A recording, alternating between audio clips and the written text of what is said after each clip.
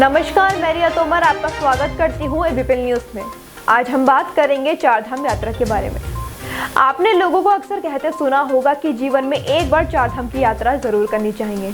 चारधाम यात्रा में 4 पवित्र स्थानों यमुनोत्री, गंगोत्री, केदारनाथ और बद्रीनाथ की यात्रा को शामिल किया गया है।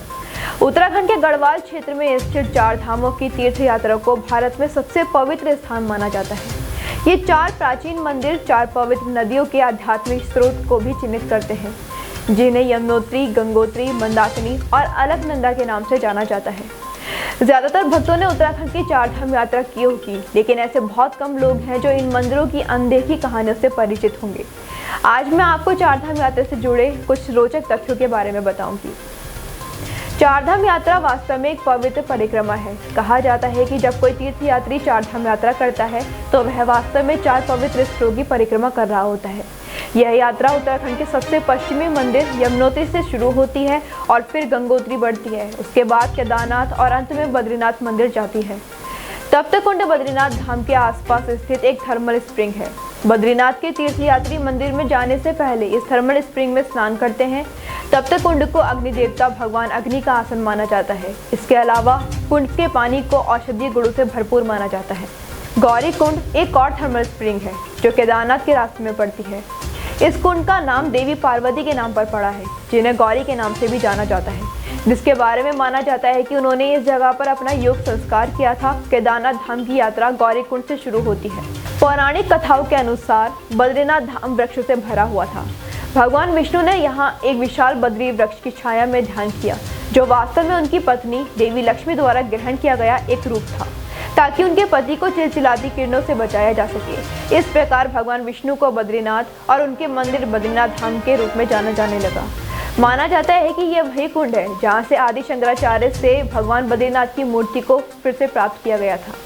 पौराणिक कथाओं के अनुसार ऋषि नारद मुनि ने इसी स्थान पर नारद भक्ति सूत्र की रचना की और इसी तरह कुंड को नारद कुंड के नाम से जाना जाने लगा। पौराणिक कथाओं में पांडवों को केदारनाथ के संस्थापक के रूप में बताया गया है।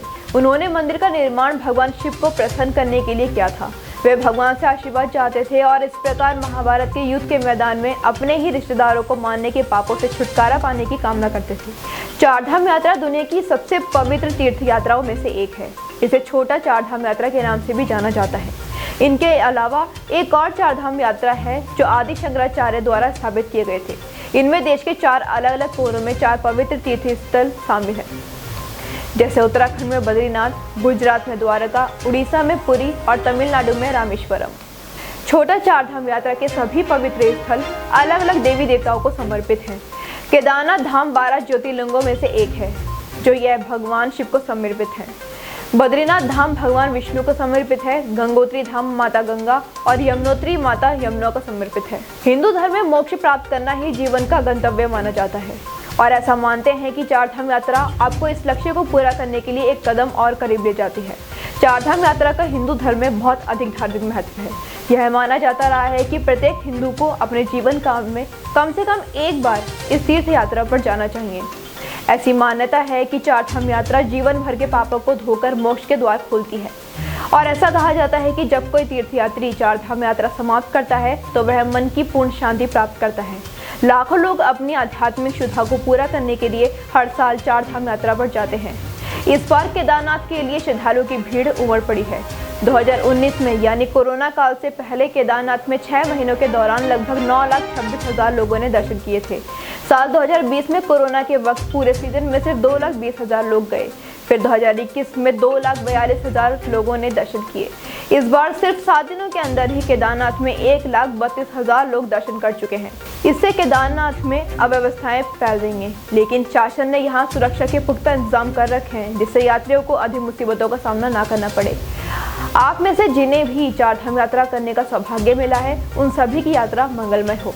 अभी के लिए इतना ही, फिर मिलेंगे किसी नए कार्यक्रम के साथ। मैं रिया तोमर आपसे विदा लेती हूँ। धन्यवाद।